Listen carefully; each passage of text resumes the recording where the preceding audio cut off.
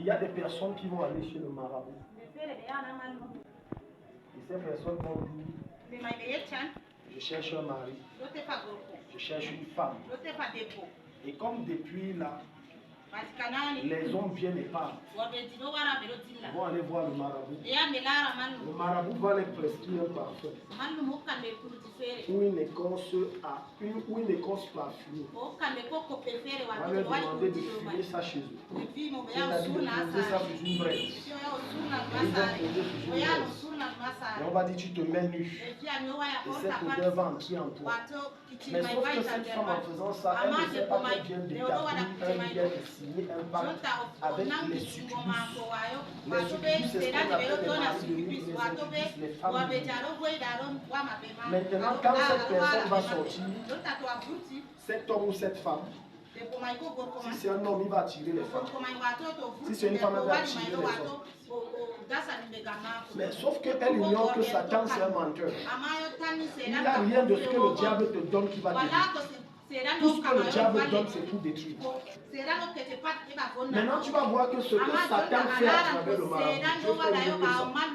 Parce que le diable a tout copié chez Dieu. Le diable a tout pris chez Dieu. Le diable a tout emprunté chez Dieu. Alléluia. Mais ce soir, avant d'introduire sur comment est-ce que tu peux déclencher une odeur bonne dans ta vie et l'amplifier, je vais te montrer que Dieu concerne, c'est un Dieu qui aime les bonnes choses. Dieu a horreur de tout ce qui est mauvais. Dieu a horreur de l'indiscipline. Dieu a horreur du désordre. Dieu a horreur de la négligence. Dieu a horreur de tout ce qui est mauvais. Beaucoup d'entre vous n'avancez pas parce que vous manquez d'organisation. Vous n'êtes pas organisé.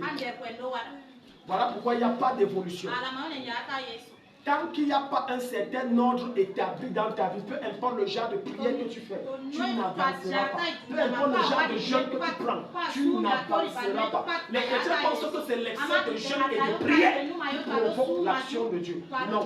C'est d'abord ta capacité à mettre en pratique ce que Dieu te dit de mettre. C'est d'abord ça. C'est d'abord ça. C'est d'abord ça. Donc si tu es désordonné, l'esprit concert est un esprit d'ordre.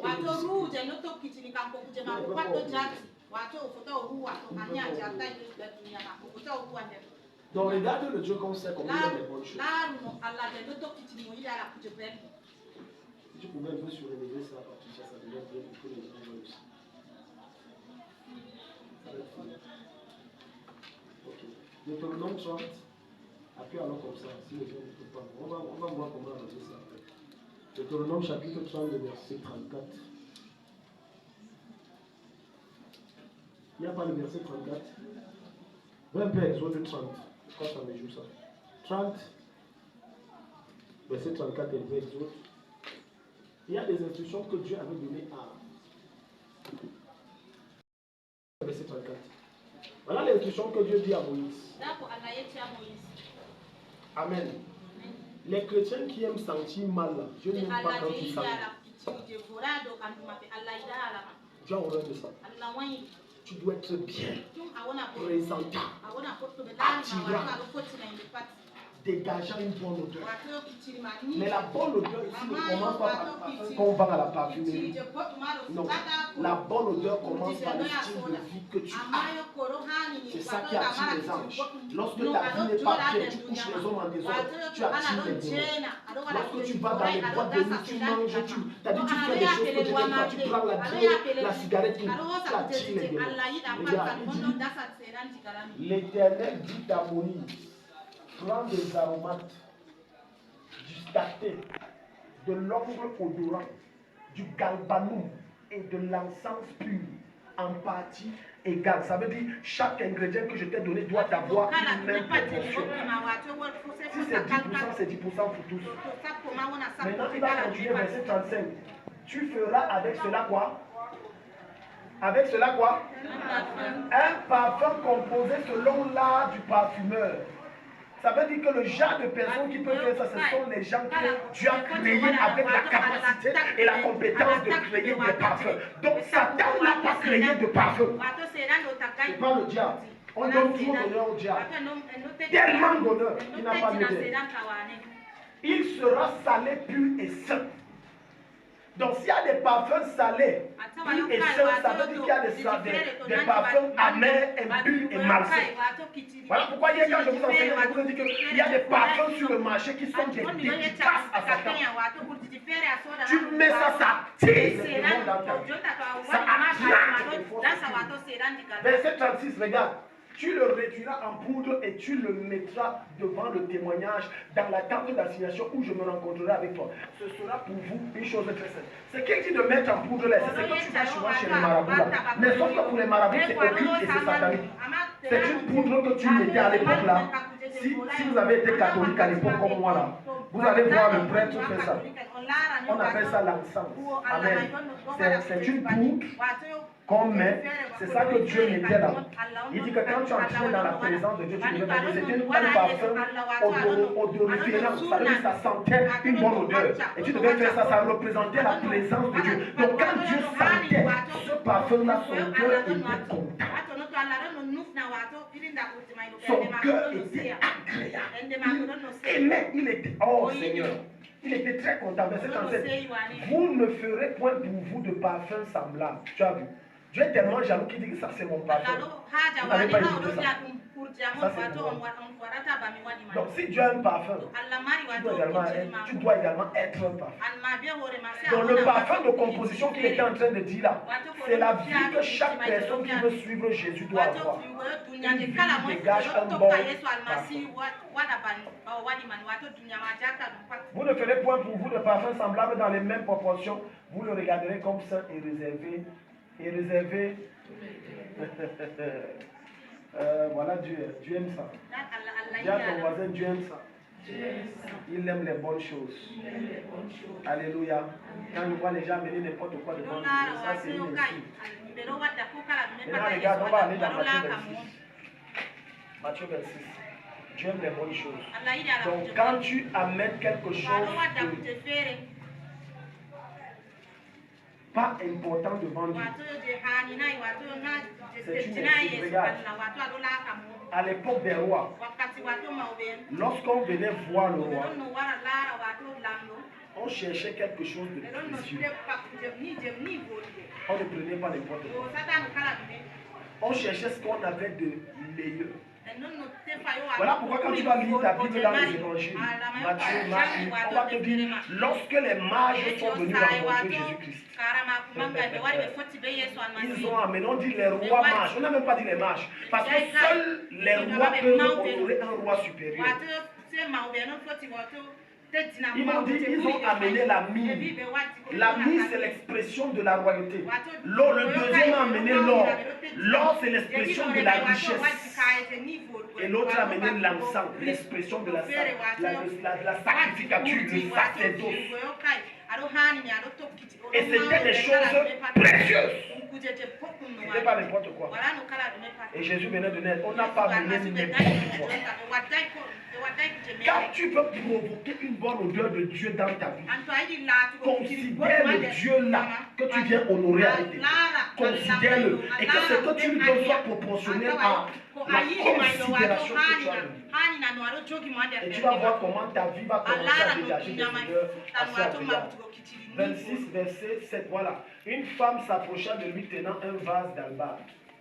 Le vase d'albâtre, quand on te dit l'albâtre, le parfum d'albâtre est un parfum violemment cher. C'est le parfum des roses. C'est le genre de parfum que je mets ça ici. Je te mets un mois sur moi. Je lave la vie, ça ne quitte pas.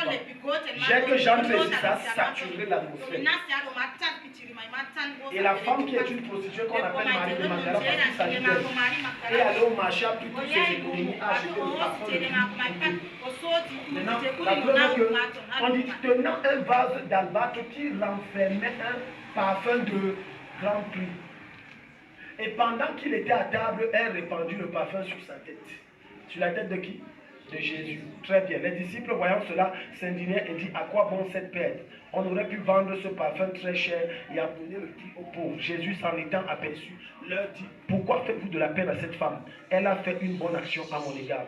Regarde Jésus, on prend un parfum. Donc, comme Jésus, comme les gens créent des doctrines comme le parfum est démoniaque là. Bon, pourquoi Jésus on a mis le parfum? Il dit que non, ce que tu as fait, c'est une bonne chose. Maintenant, on entre donc sur la première chose. La clé numéro 1. La première chose, lorsque tu veux dégager une bonne odeur. Lorsque quand tu passes à un endroit, les gens aiment ta présence. Lorsque tu parles, on t'écoute. Lorsque tu te tiens là, les gens qui faisaient les bruits ne peuvent pas parler devant toi. Clé numéro 1, revêtir l'identité de Christ. Revêtir l'identité de Christ. Lorsqu'on parle d'une identité, on parle d'une personnalité, on parle d'une information liée à quelqu'un. Tu ne peux pas dégager une bonne odeur si tu ne te conformes pas à Jésus-Christ. Ce n'est pas possible. Autrement dit, on doit voir Christ en toi, on ne voit qui te voit, mais c'est Jésus qu'on doit voir. C'est ça qu'on revêtit l'identité. Ça veut dire que dans ton langage, c'est Jésus. Dans tes pensées, c'est Jésus. Dans ton attitude, c'est Jésus. Dans tout ce que tu fais, c'est Jésus. En réalité, la qualité de l'odeur que tu dégages est proportionnelle à la qualité et la quantité de l'expression de l'identité de Christ manifeste en toi. Regarde. Lorsque tu revers l'identité de Christ, ta voix est comme la voix de Dieu. Les gens n'ont pas compris, je vais t'expliquer. Si quelqu'un voit Paul bien, tous les jours, c'est différent de quelqu'un qui a la signature et le cachet de Paul bien. Est-ce que vous savez qu'en administration, quand tu arrives chez le président, le sous-préfet, ce n'est pas lui qui détient ses cachets. Vous ne savez pas ça? C'est son secrétaire. Même au commissariat. Le commissaire ne détient pas, le secrétaire détient. Le secrétaire met le cachet du commissaire. Le secrétaire met le cachet du sous-préfet. Et quand il arrive devant l'autorité compétente, elle signe. Donc quand tu revers l'identité de Christ, ce que tu dis, le ciel atteste. Est-ce que quelqu'un ici? Dis Amen. Je dis ce que tu dis, le ciel atteste. Le ciel sait. Voilà pourquoi Jésus va te dire que tout ce que tu vas arrêter sur la terre, le ciel arrête. Mais sauf que tu ne peux arrêter les choses sur la terre que si, lorsque tu parles, la voix qui sort de ta bouche là, ce n'est pas ta voix, c'est la voix de Christ.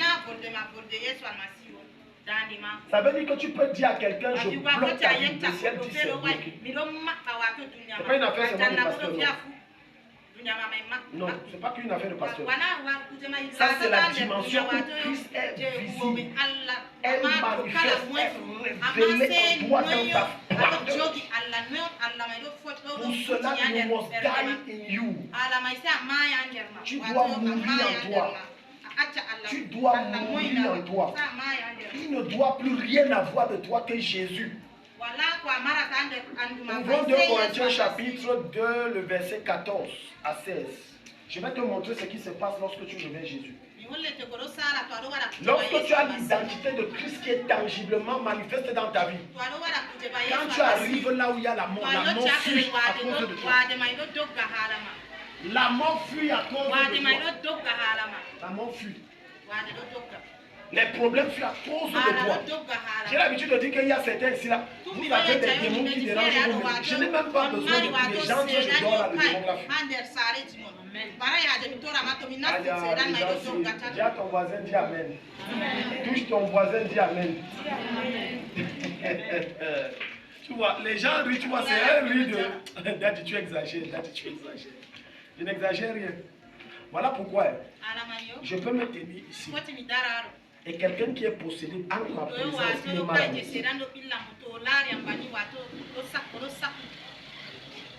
C'est pour ça que tu peux voir quelqu'un arriver dès qu'on ne sait jamais vu, on ne se connaît pas. Il vient ici, les madios suivis spirituels, il fait le tour aux toilettes dehors. Qu'est-ce qui t'intéresse? Tu as quoi? Pourquoi tu fais le tour? L'esprit qui est en lui ne supporte pas ce qui est en lui. C'est Christ en moi. Un jour, j'ai reçu une jeune dame ici. Elle n'a même pas commencé son cas. C'est même pas la fille tout seul, c'est plusieurs cas, mais je vais te prendre un exemple. La fille s'est mis, la tête fait mal, la tête. Mais mamie, c'est quoi? Elle dit, parce que quand vous parlez là, votre voix, c'est comme on prend le marteau, on tape ça dans. Moi, je parle de ça. Donc maintenant, quand tu as l'identité de Jésus, même le travail que tu fais a la marque déposée du ciel. Et les gens commencent à te suivre comme des moutons sans comprendre pourquoi. Et les clients même qui te doivent commencent à te remettre l'argent de force. 2 Corinthiens chapitre 2, le verset 14. J'espère que ce n'est pas trop fort ce que j'enseigne. C'est fort. Ça passe. Ça passe. À ce votre silence là, c'est comme si on ne comprend même pas ce que le Père dit. À partir du verset 14, grâce soit rendue à Dieu qui nous a fait, qui nous fait toujours triompher en Christ. C'est fort. Le mot triompher veut dire quoi? Avoir la victoire. Être toujours victorieux. Il dit grâce soit rendue à Dieu qui nous donne toujours les victoires. Ça veut dire quand Jésus, je n'échoue jamais. Tu n'échoues jamais. Il n'a pas dit que maintenant, l'année passée, voici, ça fait il y a 3 fois, il fait le 2 décès. C'est toi qui vois que c'est un échec. Pour Dieu, ce n'est pas un échec. Même dans votre déception amoureuse que vous avez, jusqu'à tu pleures, tu peux te suicider là. C'est une bêtise selon le ciel. Il m'a quitté, je veux devenir quoi sans lui? Tu serais une reine sans lui. En Christ, on n'échoue jamais. La pléthorité de ce que tu appelles échec est une école de formation. Dieu te forme, Dieu t'apprend, Dieu te baptise, Dieu t'enseigne. Voilà comment on gère l'homme et voilà comment on ne gère pas. Voilà, quand il se comporte comme ça, c'est un bandit. Ça veut que la prochaine fois, sur 3 relations mauvaises, quand le 4e arrive, il veut jouer le kung fu. Il dit, je ne suis pas là. Tu connais déjà que toi, tu es un bandit. Parce que tout ce que tu as connu comme déception, ça t'a bâti. C'est ça qu'il dit. Grâce soit rendue à Dieu qui nous a fait toujours triompher en Christ. Ne vois plus tes échecs comme des échecs. Ne vois plus tes déceptions comme des déceptions. Ne vois plus tes malheurs comme des malheurs. Mais vois toutes ces choses comme un moyen de glorifier le nom de Jésus. Si quelqu'un ici donne un bon amen, donne un bon amen. Alléluia. Comme je disais à quelqu'un, je lui ai dit, parfois il y a des choses que Dieu te prie. Tu pleures alors que Dieu vient de sauver ta vie.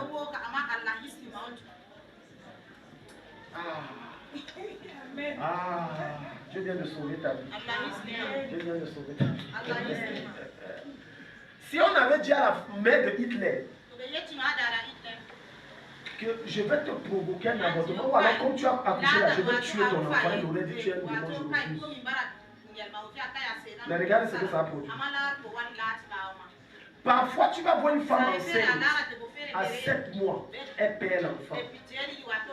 Ou alors elle accouche l'enfant à 2 mois ou 2 ans, l'enfant meurt, elle pleure. Mais le ciel ne pleure pas. Tu sais pourquoi? Parce que Dieu vient de délivrer cette femme de la maladie. Parce que Dieu sait qu'à l'âge de 3 ans, l'enfant là ne va plus manger. L'enfant là ne va plus courir. L'enfant là ne va plus jouer. L'enfant là n'aura plus de sommeil. Il va devenir légume. Donc je te délivre. J'ai une soeur que je connais. Elle est une de mes filles. Elle a eu un enfant avec un monsieur avant de rencontrer le Seigneur. L'enfant, c'est un garçon, actuellement, je connais dans les 3-4 ans. L'enfant là, il n'avait rien. Aucun problème, rien. Un samedi, l'enfant là jouait, l'enfant là est tombé. Jusqu'à aujourd'hui, j'ai prié toutes les prières. Je l'ai envoyé même chez mon père spirituel pour rien. Aujourd'hui, l'enfant là comment? Et tu appelles une bénédiction. Donc tu vois que maintenant c'était bon pour Dieu de te priver de l'enfant là quand tu es dans le ventre. Parce que là c'est une douleur, c'est une souffrance. Ça crée des larmes et des pleurs. Aucune mère ne peut être joyeuse de voir un enfant de 4 ans. Donc j'ai porté 9 mois et j'ai entretenu 4 ans pour qu'il devienne légume.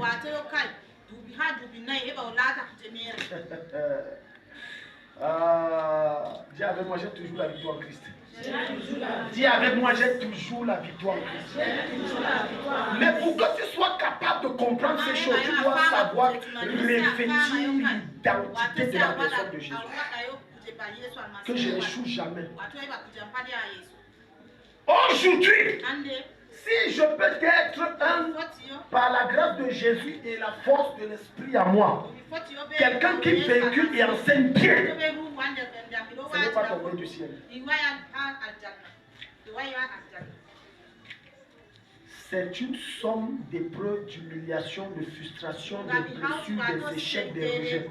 C'est ça qui est en train de sortir le meilleur. Parce que jusqu'à là, ce n'est pas encore le meilleur. C'est en train de sortir le meilleur. Donc tu vois que pour que Dieu sorte le meilleur en toi, il faut qu'on te blesse. Il faut qu'on te déçoive. Il faut que les gens sur qui tu comptais, Dieu fait qu'ils t'abandonnent. Maintenant, ça va t'enseigner sur comment ne pas compter sur les hommes. Et sur comment compter sur Dieu. Et pendant que ça t'enseigne ça, maintenant tu commences à jouer ce qu'on appelle la providence de Dieu en abondance. Le verset, si je viens d'avoir la révélation, qui nous fait toujours triompher. Toujours. Dis avec moi, je n'échoue jamais. Je gagne toujours. Parce que Jésus a gagné. Tu vois, tu lis ta Bible, mais regarde, voilà, tu comprends. Dieu te dit, tu gagnes toujours. Seigneur, si je gagne toujours, pourquoi m'a chassé du travail? Ma famille va manger quoi? Tu ne comprends pas, c'est que Dieu attend une seule chose de toi. Quand tu te mets à genoux, tu lèves les mains et que tu lui rends grâce et tu dis Seigneur, merci. Parce que je sais que je ne n'échoue jamais en Christ et que tu as des projets meilleurs pour moi. Et je sais que comme tu fermes la porte, tu ouvres le portail. Dieu a toujours plaintif, les chrétiens toujours en train de se plaindre de tout. Seigneur, j'ai 35 ans, je ne suis pas marié. Au lieu que Dieu te donne un braqueur, ou un boxeur, ou un catcheur, Dieu préfère te donner un prince. Et cela, ça prend du temps. Mais certains qui aiment les catcheurs. D'autres aiment les boxeurs. Parce que Seigneur, donne comme ça, donne comme ça. Donne, moi je chauffe, je chauffe. Peut-être le marié, je suis marié. Le mariage, c'est tout sauf. C'est pas seulement le sexe, la jouissance, les machins. C'est plus que de l'égalité de l'homme. Maintenant, tu es personne, t'a donné. Maintenant, tu as dit, alors, c'est un catcheur. Hier, c'était le pied qui est cassé, on a mis. 2 mois après ça, c'est guéri. À peine c'est guéri, c'est le bras qui est cassé. Et depuis, on te parle quitte. Voilà. Quand tu arrivais chez lui, tes gants étaient complets. Aujourd'hui, tu n'arrives plus à articuler bien les mots. Parce qu'en faisant le catch, il a catché les gars. Dans le dos, tata.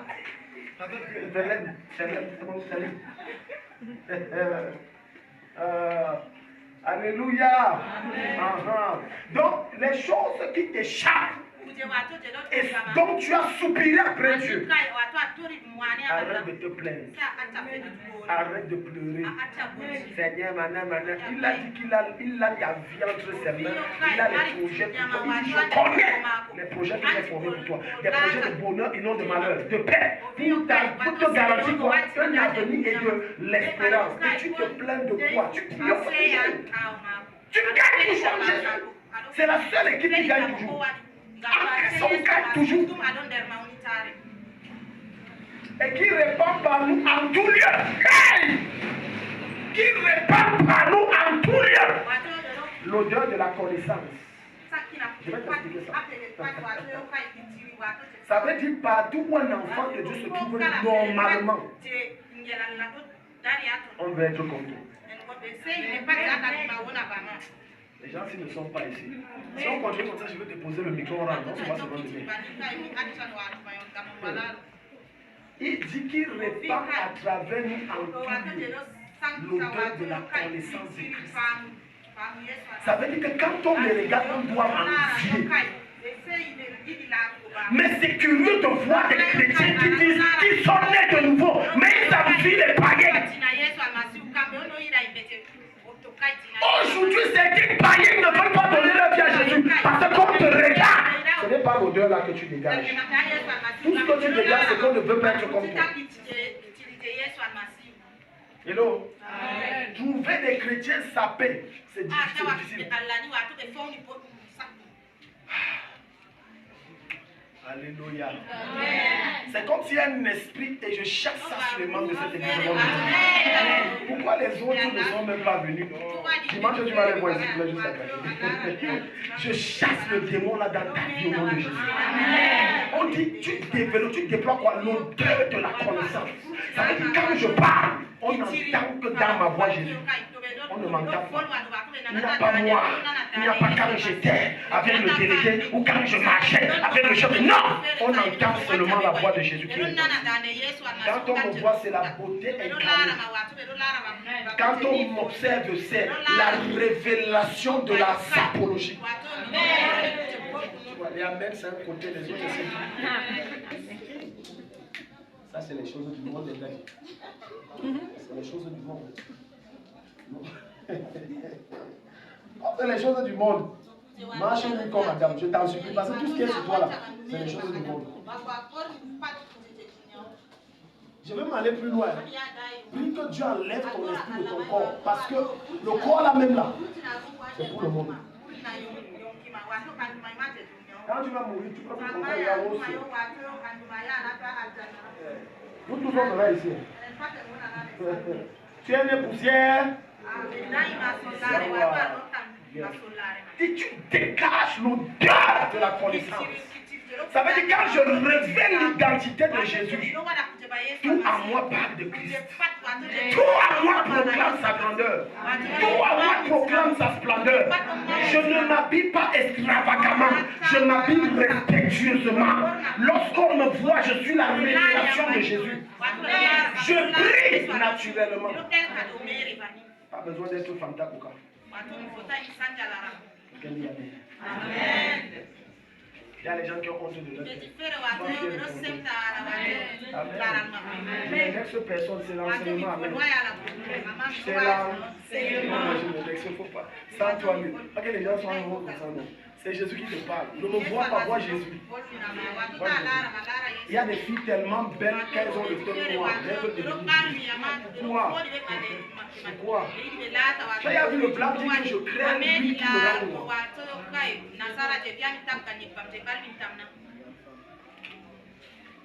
Tu ne l'auras pas. Verset 15. Nous sommes en effet, mon Dieu, la bonne odeur de Christ. Parmi ceux qui sont sauvés et parmi ceux qui périssent. Vous savez, écoutez, l'un des costauds mensonges que je hais, c'est qu'il y a un cadavre. On a des obsèques. Hier, j'ai apprécié les actes que certains de mes enfants ont fait. Après le culture, avec tout ce que je savais, sont venus, ils m'ont dit à la fin, ils m'ont dit, chacun dit, je reconnais qu'à travers vous, là, voilà, ma vie a changé, voilà, chacun parle. Moi, ça m'a touché. Et je les ai dit ceci. Est-ce que vous savez que dans les obsèques là, quand on parle de Dieu, là, il y a trop de mensonges. Il y a la rubrique témoignage. Il était. D'autres mentent jusqu'à mentir avec les versets. Tu arrives comme ça, les obsèques, on a mis sa photo. Il a combattu le bon combat. Il a achevé la course. Mais non, pas toi. Tout le monde savait que dans le quartier, le gars a un coureur de jupons comme jamais on a connu. Ils n'ont pas tort. Il a combattu. Il a achevé. Puisque le gars couchait toutes les filles du quartier, il a achevé ça. Quel est le cabaret, on ne le connaît pas dans la ville. Quelle est la boîte de nuit, on ne le connaît pas dans la ville. Il a achevé là. Si quelqu'un ne peut pas apprécier ce que tu fais lorsque tu es en vie et que tu meurs, j'ai peur. Je prie que ton cadavre se lève et le gifle. C'est quand tu es en vie qu'on vient d'apprécier ce que tu fais. C'est pas quand tu es mort. Quelqu'un ne te salue jamais. Mais le jour où tu es dans une caisse, il arrive, c'est une femme brave. C'est un homme grand. Ouais, il va même manquer. Hypocrite, ton cadavre s'élèvera de chiffres avant de venir sur le chiffre. Hypocrite. Faux témoignage. Mensonge. Alors que c'était la femme qui a fait les grilles pour bloquer tes enfants. Si Dieu vous montre les cœurs des gens quand ils viennent témoigner, jusqu'à ils versent sur les lames de crocodile. Tu peux prendre le bâton, casser ça sur leur tête, on crée un autre tombeau ici. Fort! Il dit parmi les païens comme parmi les chrétiens, je suis non. Ça veut dire que mon témoignage est esquisse. Je suis irréprochable. Atteins le niveau où tu es irréprochable. Tu es marié dans ton foyer, tu es. Femme mariée par là. Femme mariée par là. Ok, les hommes dans ton foyer, tu es. C'est les femmes maintenant qui répondent. C'est ça la bonne odeur. C'est ça la bonne odeur. Il y a certaines personnes ici là. Si ton mari prend la parole, oh ma femme c'est ceci. Non, moi, c'est moi, chez moi, quand tu entres, c'est moi qui fais tout. Hein. Je lave les assiettes, j'aide souvent ma femme, machin. On va se tourner, on va dire que maman, elle est obligée de faire comme ça. Mais c'est fou. C'est fou. J'ai suivi une histoire étrange. Et ça m'a irrité. Une maman est venue me voir pour la semaine. Et elle voulait que je dise pour sa fille qui va voyager. Celui-là, elle a reçu le coup de fil d'entre guillemets son beau-frère.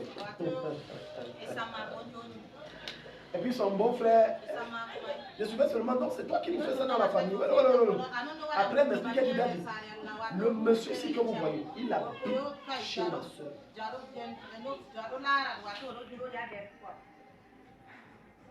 Il habite chez ma soeur. C'est ma soeur qui me dit. Elle gère les besoins. Et dans tout ça, le gars là, non seulement mon monsieur, il la tape aussi. Qui t'a fait ça? Toi, il a tabassé même sur ça. Au point où il a dit que tu as déjà fait quoi? Tu as boutique là, je pense qu'on le vase est fermé là-bas. Toi et ta famille, tu fais des nuits là. Tu habites chez nous. Est-ce que tu es un modèle? La bonne odeur, c'est que je suis un modèle pareil. Sois tellement bon modèle que les gens te sabotent par jalousie. On a cherché sur toi, fatigué, on n'a rien trouvé. Donc on fabrique les choses pour te salir. On fabrique les choses pour que ton nom soit terni. Le seul moyen, c'est de revêtir l'identité.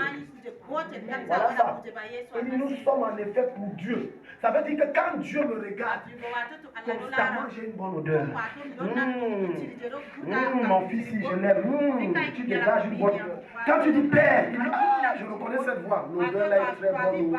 Parce que ta vie est irréprochable et irrépréhensible. Tu es un modèle. On a même envoyé les gens te mettre en colère. Tu lui seulement dis que Dieu ne te pas. Ça ne marche pas. Parce que tu as réussi à dompter tes émotions, à contrôler ta colère, à oppresser toute chose par laquelle Satan puisse passer pour t'amener à sortir de tes bons. Verset 16. Quel est le témoignage même de tes collègues de nous? Quel est le témoignage que tes collègues donnent de toi?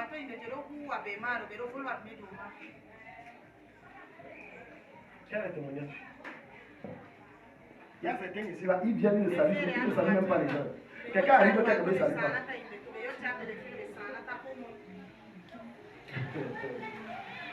Ma voisine s'est dit que nous on fait les quoi, on met les esprits. Je l'ai dit que bon voisine, il m'en fout. Ne fais pas ça pour toi, fais ça pour toi.